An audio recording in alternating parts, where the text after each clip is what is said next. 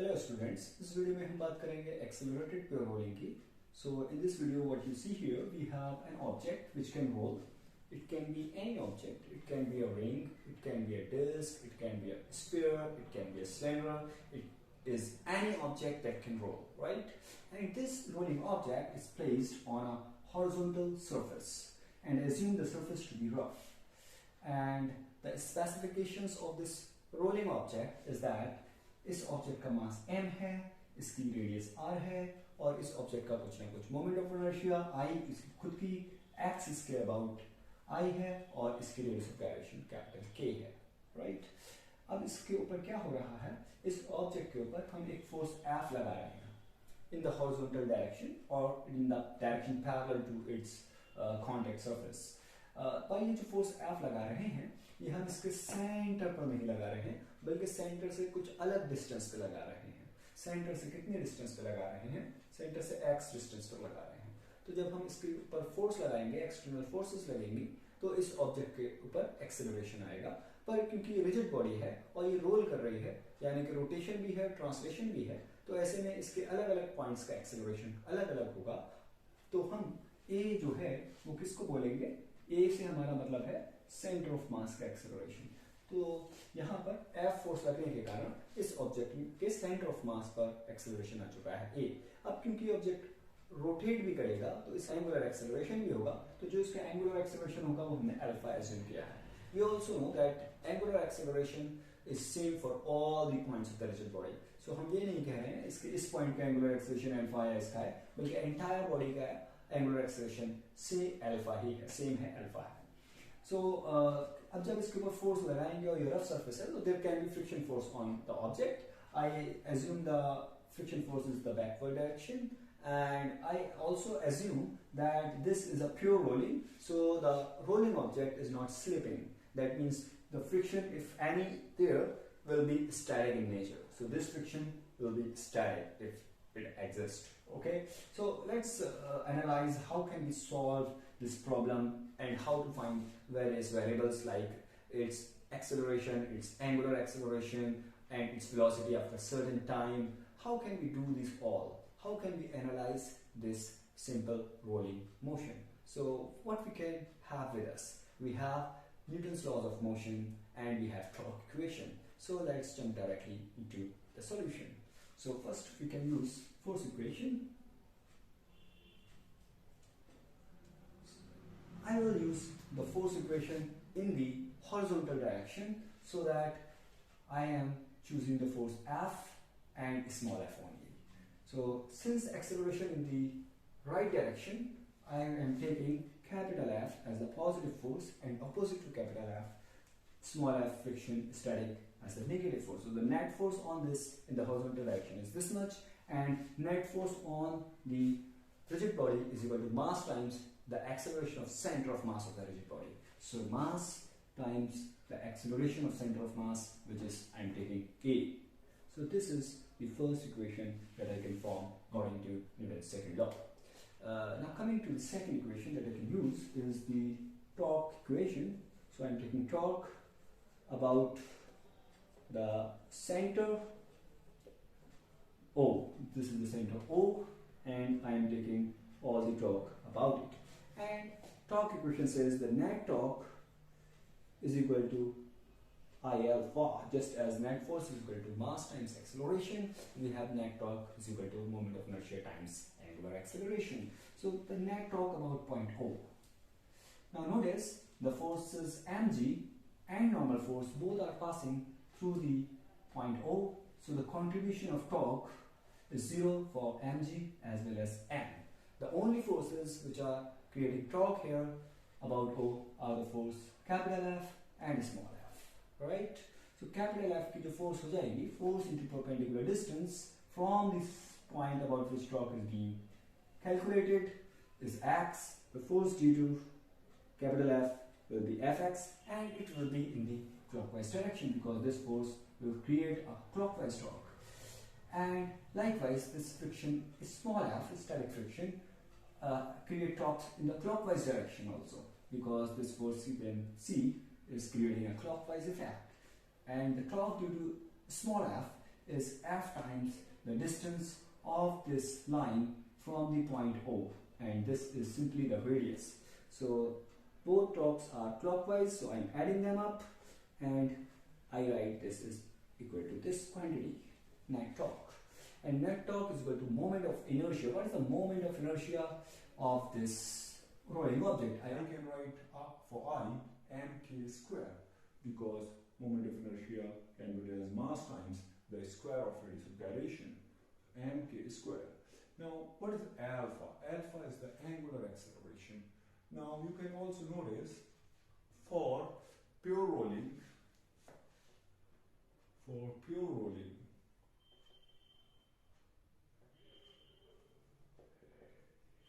what is the condition for pure rolling? We have already learned the condition for pure rolling, and it is as the ACM should be equal to R alpha, or ACM I taken it as A, so A is equal to R alpha, and I can replace alpha by A by.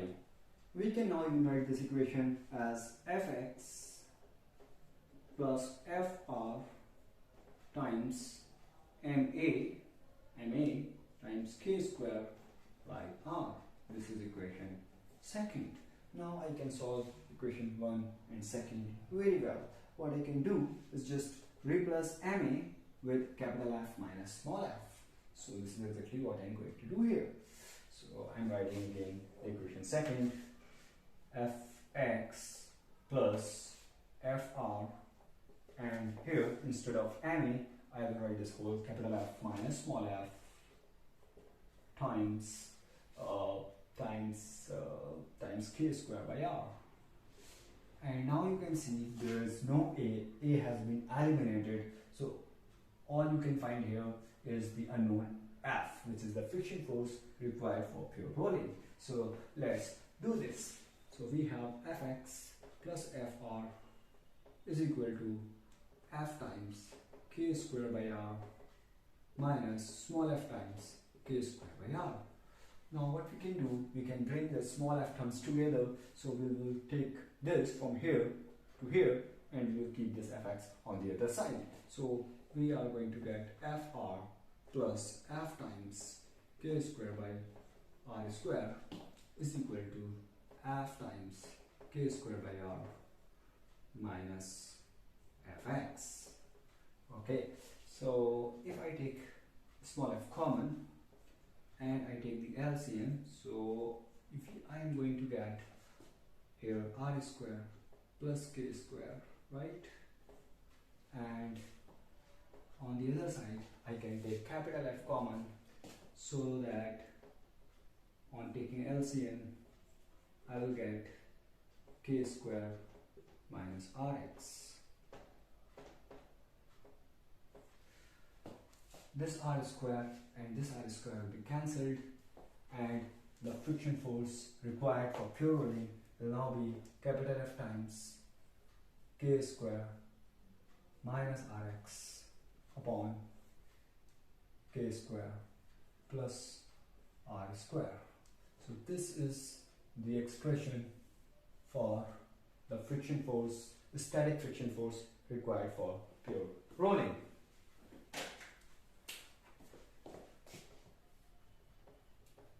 Static friction required for pure rolling. Now this equation has important implications. Now see, this friction first of all is static in nature, it is self-adjusting, and the value of this friction depends well on capital F. So if you apply strong force, the static friction will increase. Another thing that you can notice is that this F can be positive and this F can be negative. When it is positive and when it is negative can be very well seen from the numerator of this term. When K square is greater than Rx, remember K is also a type of distance, radius of gyration. So when K square is greater than Rx, then F is positive, and when K square is less than Rx, then F is negative. So what is negative F means? A negative friction means the direction of friction is opposite to what you have assumed. We have assumed the direction of friction backward, so it means friction can be in the forward direction in case of pure rolling, and this is very non-intuitive because you are applying force in this direction and friction can act in the same direction in which you are applying the force. So friction can be in the forward direction and friction can be in the backward direction. It all depends on the fact whether k square is greater than Rx or k square is less than Rx. Even friction requirement could be 0 if k square is just equal to Rx. So we have here three cases.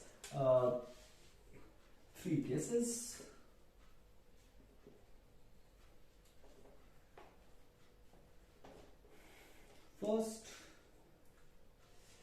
k square is greater than Rx. And how k square could be greater than Rx? When your x is small, when you apply force at very close to the center of mass in the positive direction, right? So k square can be greater than Rx when Rx is small.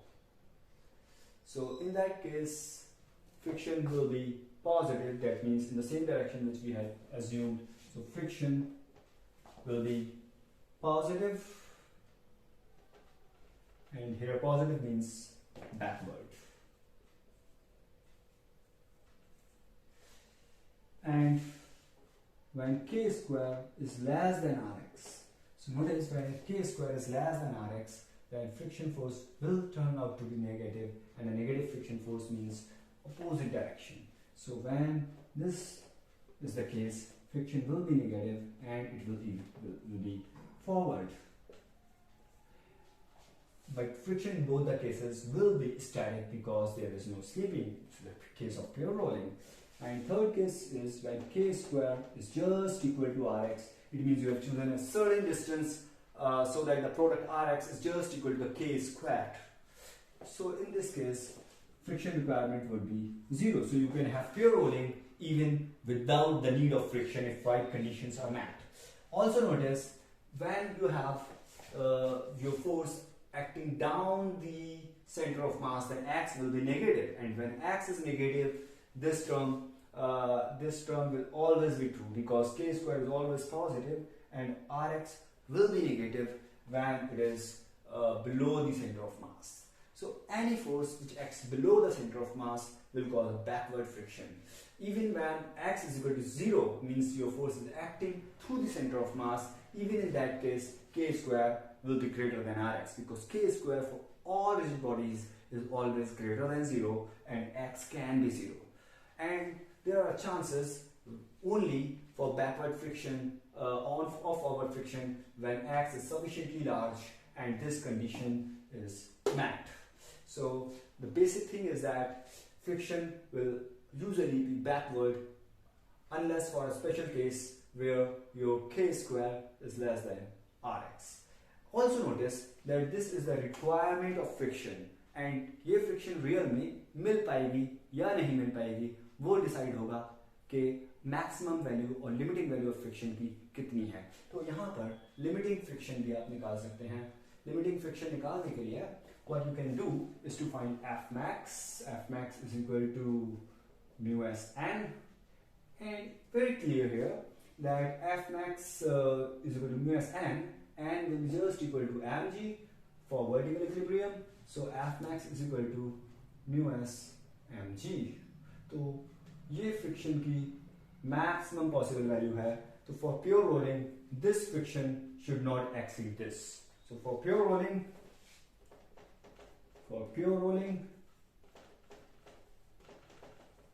F required, this is the F required, जितनी requirement है वो ज्यादा नहीं होनी चाहिए, maximum से.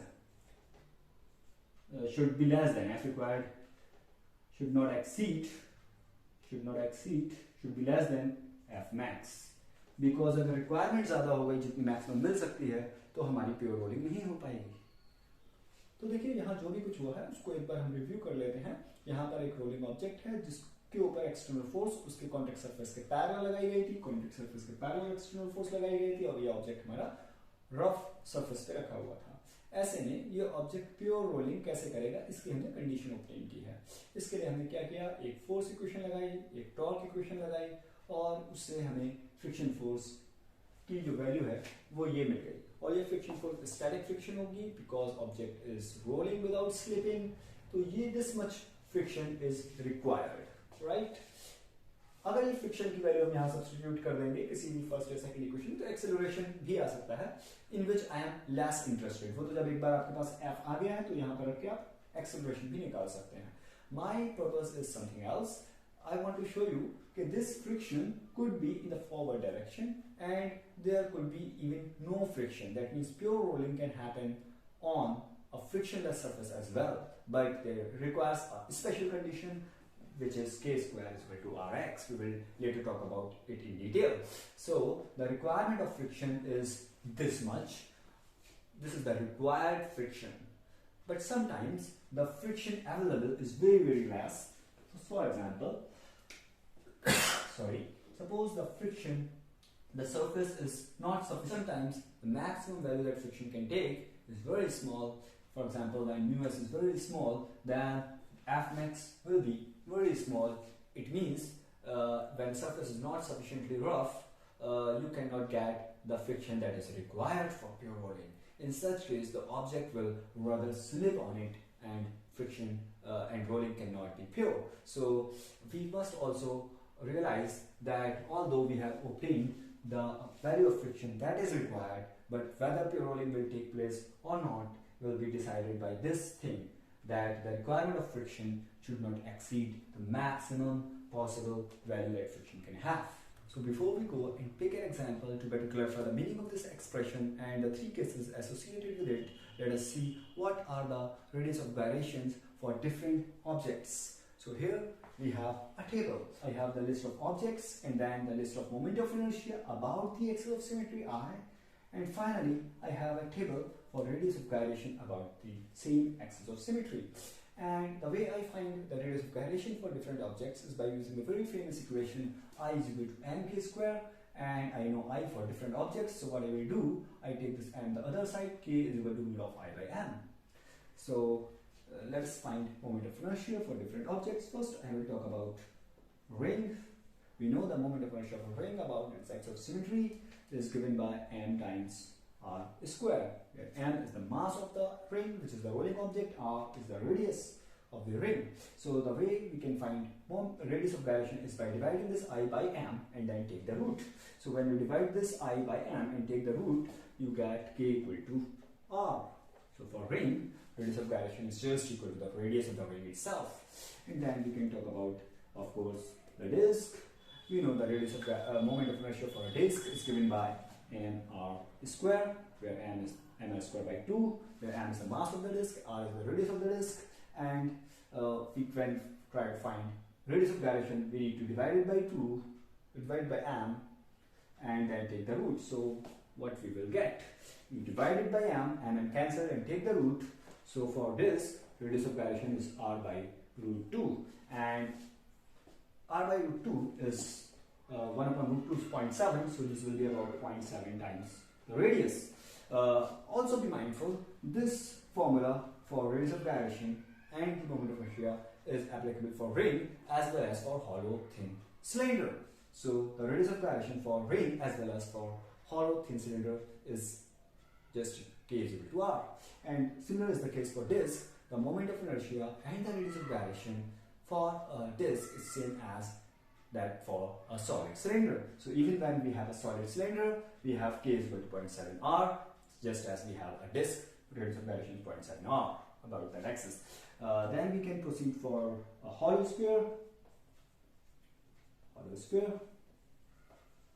For hollow sphere, the moment of inertia about the axis of symmetry is 2/3 mr square. And if we want to find radius of gyration for the hollow sphere about this axis of symmetry, all we need to do is to divide this I by m and then take root. So we will get k equal to 2 by 3 root times r, right? idea what its value is, so I can use a calculation device, and I can we will say that this is 0.82R. 0.82R. Similarly, I can work this for solid sphere. For solid sphere, the moment of inertia is 2/5 mr square, so that the radius of gyration about this axis will obtained by dividing this m and taking the root, so that k is now 2/5 root times r, and this value is, for comparison purpose I am doing this. This is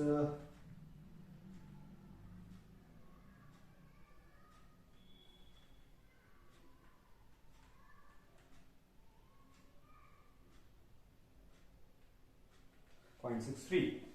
So this is 0.63R.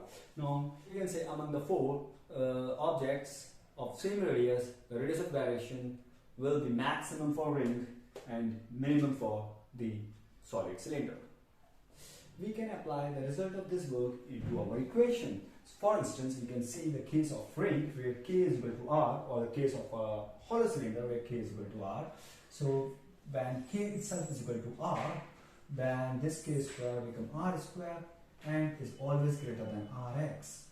So it means for the case of ring, this will always happen because x cannot be greater than r, x will always be less than r. So in case of ring, you can never have anything like k square less than rx. So in case of ring, you cannot have forward friction force because k square will always be greater than or rx. There may be a case when k square is equal to rx itself, when x is equal to r. So when you apply a force at the top, your x is just equal to r, so this becomes r square and k square is equal to rx. Then we have pure volume on a sphere without the need of any friction force. But in case we have some other objects, for instance a sphere, so let's take an example about that also.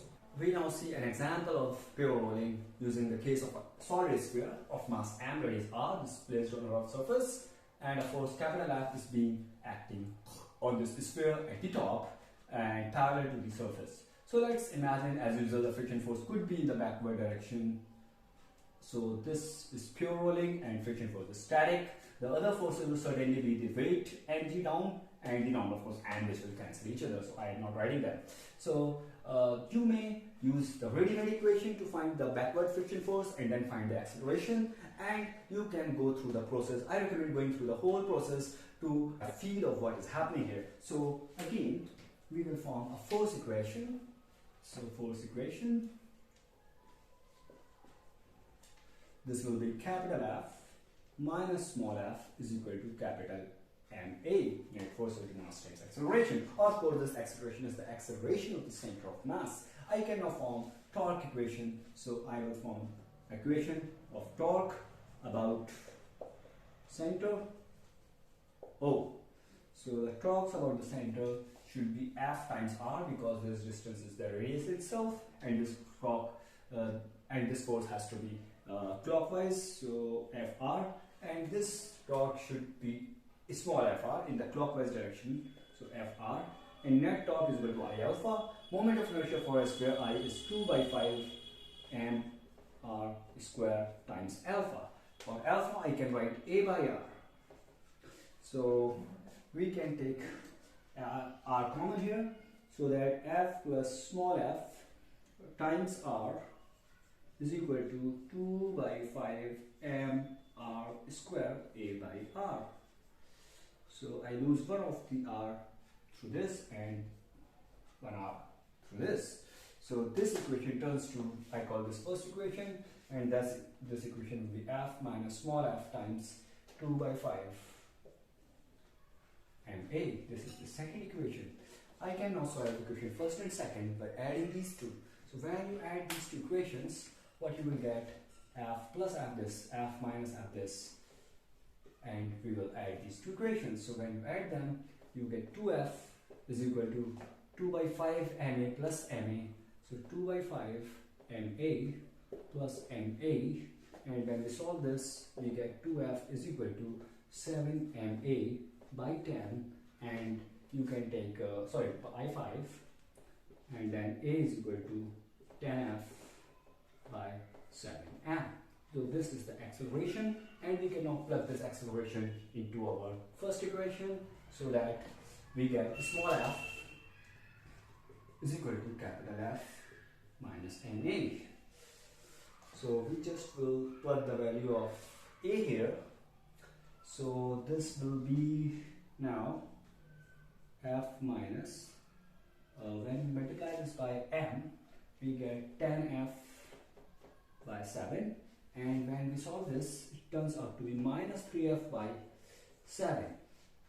This is the friction force negative. It means the direction of friction force is opposite to what we had assumed. It means the friction force is acting in the forward direction. Quite non-intuitive. You are applying force here, and friction force is also in there. So friction force is helping us. So friction force is acting in the same direction. This is very non-intuitive part of the problem.